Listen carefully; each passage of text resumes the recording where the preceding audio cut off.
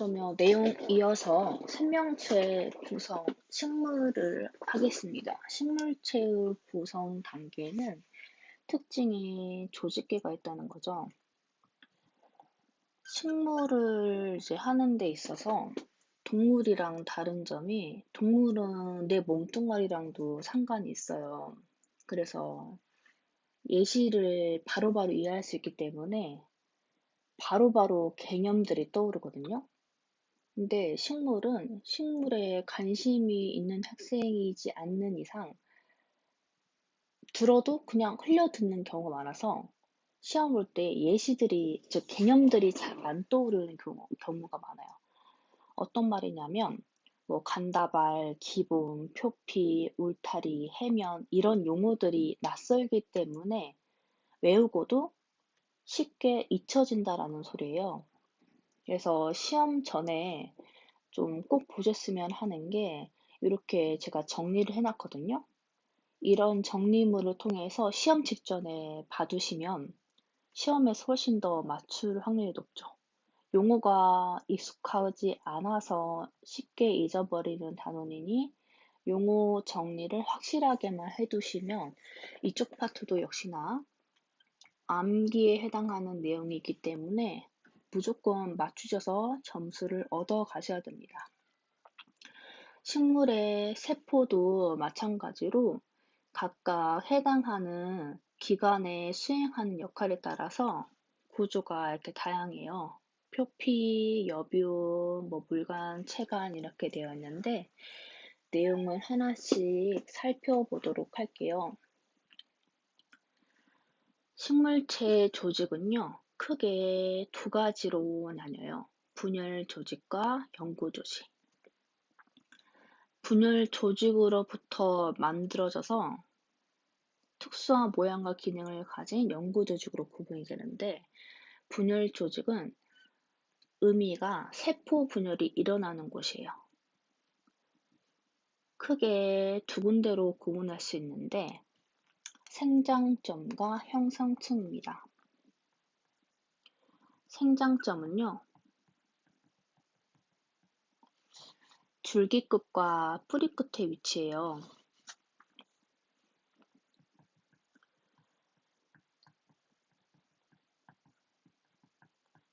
이 둘의 공통점은 자란다는 공통점이 있는데, 즉, 줄기 끝은 줄기 끝에서 위로 자라죠.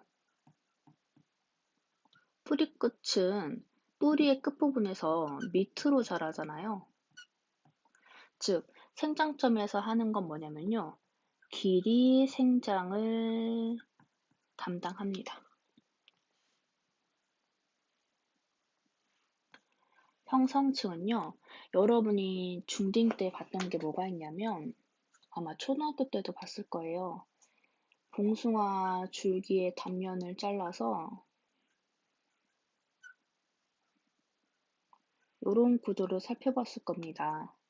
이 그림은 기출문제로도 많이 나왔는데 바깥쪽이 체관이고 안쪽이 물관이에요. 물관과 체관 사이에 있는 게 형성층입니다. 형성층은 부피 생장을 담당을 해요. 즉, 생장점은 위아래로 자라는 거고요. 형성층은 부피, 즉 너비가 넓어지는 거예요. 이 두 개가 분열 조직입니다.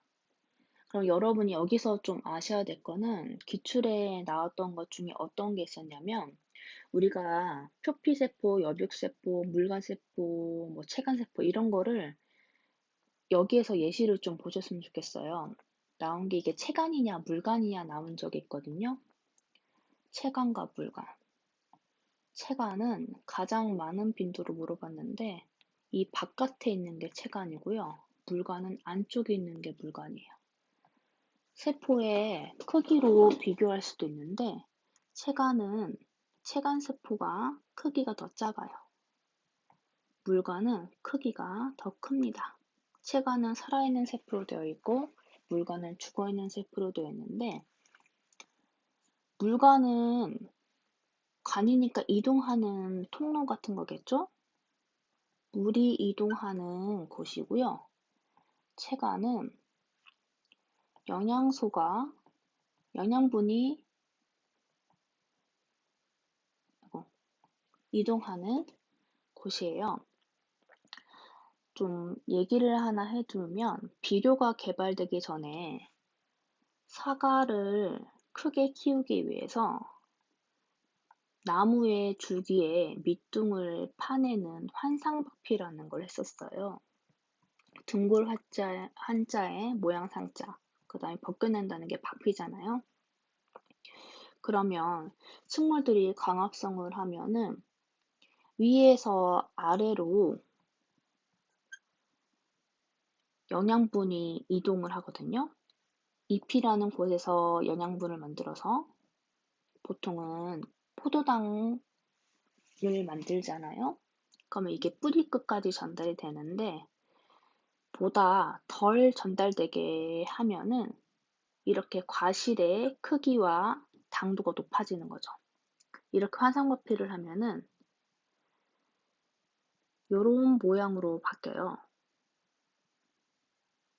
이걸 통해서 영양분의 이동이 덜 되는 걸 알 수 있는데 그러면 우리는 여기서 뭘 할 수 있냐? 아, 영양분이 이동하는 장소가 체관이구나 이걸 알 수 있거든요. 그래서 요렇게 좀 같이 좀 기억을 해 두시고 그 다음에 연구 조직이 있는데 연구 조직은 분화된 조직으로 그러면 더 이상 바뀌질 않아요. 특수한 모양과 기능을 갖춘 형태가 이제 분화되었다라고 하거든요. 자, 그러면 크게 네 가지로 다시 구분이 됩니다. 표피, 유조직, 기계조직, 통도조직. 표피와 통도는 구분을 매우 잘합니다. 기계조직은 시험에 잘 안 나왔어요. 유조직은 시험에 나왔지만 이 유조직, 유라는 단어를 아이들이 잘 기억을 못했거든요. 지금부터 기억해 두시기 바라고 표피, 통도, 유 이거를 잘 기억해 두시고 통도는 제일 쉬워요. 물관, 체관 이런 것들이 통도 조직, 영양분이라던가 물이 이동하는 세포들이 모여있는 게 통도 조직이고요. 표피 조직은 바깥을 구성하는 바깥과 닿아 있는 부분, 이 표면에 해당하는 부분이 표피 조직이에요. 어떤 것들이냐면 뿌리털, 공변세포, 잎배털, 가시 같은 게 있고요. 공변세포는 좀 기억해 두셔야 될 게 표피 조직에 해당하는 것들은 엽록체가 없어요. 그런데 공변세포는 존재를 합니다. 이렇게 공변세포는 표피 조직에 있어서 이게 표피세포거든요. 요거 이런 것들. 근데 여기에 이제 기체의 출입 역할을 하는 게 공변세포인데 여기 가운데가 기공이에요. 공기가 왔다 갔다 하는 거. 이 공변세포는요. 엽록체가 있어요. 그래서 광합성이 일어날 수 있고 광합성이 일어나면은 농도가 달라지잖아요. 그럼 이 농도 변화가 삼투압 변화를 일으키고 그러면 이렇게 물의 정도가 달라질 수 있죠. 삼투압이 높아지면 주변에서 물을 유입을 할 거고 그러면 이렇게 빵빵해지겠죠? 그러면 빵빵해지면서 안에 기공이 열리면서 기체의 출입이 있을 수 있게 됩니다. 즉, 낮에 이런 역할이 일어나고요. 밤에는 다시 닫히겠죠. 그래서 공변세포가 표피 조직이 있긴 하나 엽록체가 존재한다는 거 좀 알아두시고 그 다음은 유조직. 생명활동이 왕성한 조직이다. 대부분의 무엇은 물질대사라든 거는 유조직에서 일어나는데 울타리 조직과 해면 조직이 있습니다. 그리고 식물체의 대부분을 차지합니다. 울타리 조직과 해면 조직은 그림에서 한번 살펴볼 텐데, 울타리 조직은 옛날에 책상 조직이라고도 했어요. 책을 이렇게 쌓아둔 것처럼 빽빽하게 구성되어 있다라고 해서 책상 조직이라고 했고요.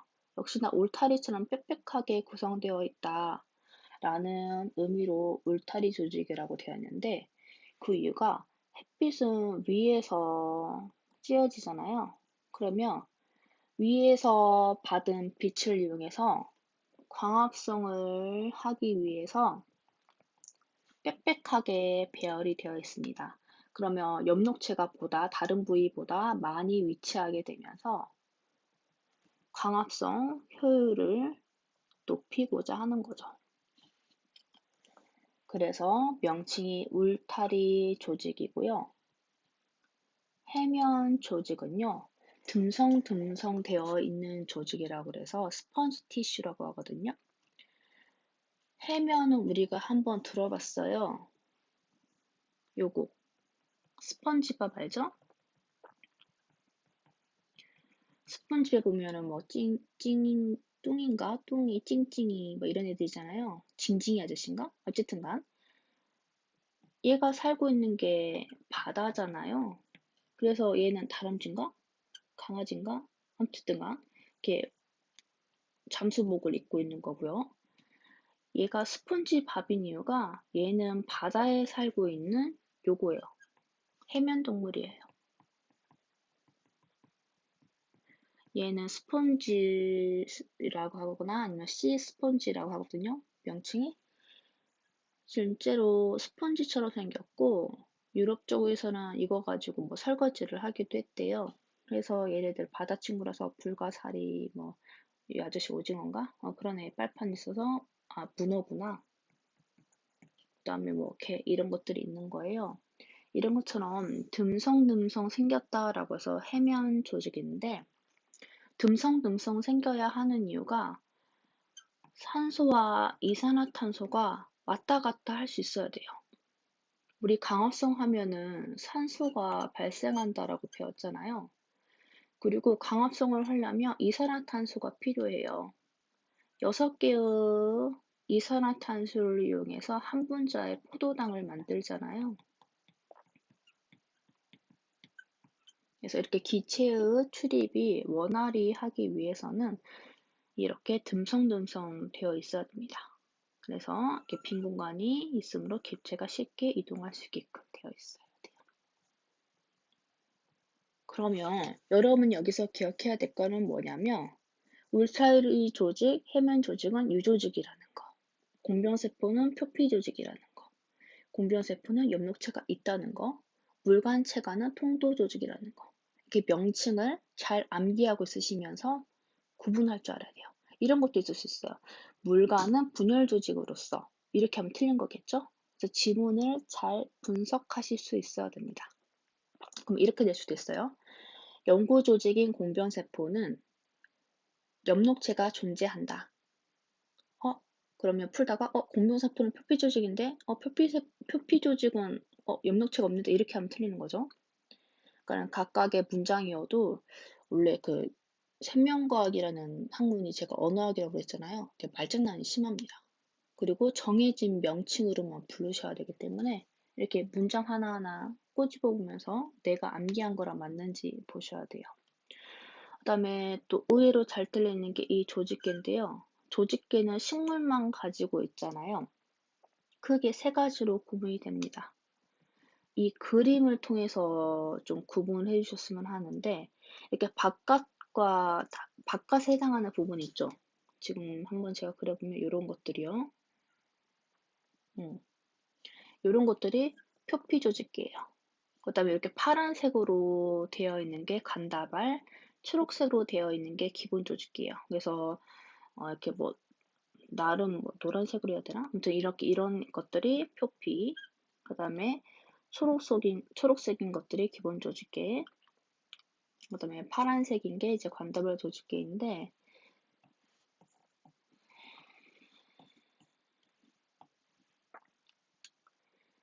구분을 좀 하셔야 돼요. 표피 조직에 해당하는 것들이 표피 조직이에요. 그래서 뿌리털은 표피 조직에 속한다. 뿌리털은 표피 조직에 속한다. 맞아요? 아니에요? 뿌리털은 표피 세포이고 표피 조직이고 표피 조직계죠. 이런 것들. 그 다음에 기본 조직계는요. 이게 기억이 안 나서 아이들이 많이 틀리는데 표피 조직계와 관다발 조직계를 제외하고는 다 기본 조직계예요. 표피와 간다벌은 기억하기 쉽거든요. 물관부, 체관부, 형상처 이런 것들은 관다별 조직계이고 이거 외에 나머지 유조직에 해당하는 것들 울타리 조직, 해면 조직은 기본 조직계를 구성한다. 뭐 이런 식으로 이거 세 개를 구분할 줄 알면 됩니다. 그 다음에 기관. 기관도 의외로 잘 틀리는데 그 이유가 암기를 안 해서예요. 이 기관이 모여서 개체를 이루거든요. 기관이 모여서 개체를 이뤄요. 근데 기관은 크게 둘로 나뉩니다. 영양기관과 생식기관으로. 동물은 기관이 굉장히 많았잖아요. 뭐 심장, 위, 뭐 소장 이런 식으로. 근데 식물체는요, 영양기관과 생식기관을 나뉘어요. 영양기관은요, 에너지를 내거나 대사가 이루어지는 것들. 뿌리, 줄기, 잎이고요. 생식은 말 그대로 자손을 남기는 기관이에요. 그래서 꽃이나 열매, 종자. 즉, 이런 것들이 틀린다는 건 암기를 안 한 거잖아요. 그래서 암기만 제대로 좀 해주시기 바랍니다. 영양기관, 생식기관 이렇게 둘로 구분된다는 거. 그래서 이렇게 해서 내용을 또 끊고 다음 내용으로 이어서 하도록 하겠습니다.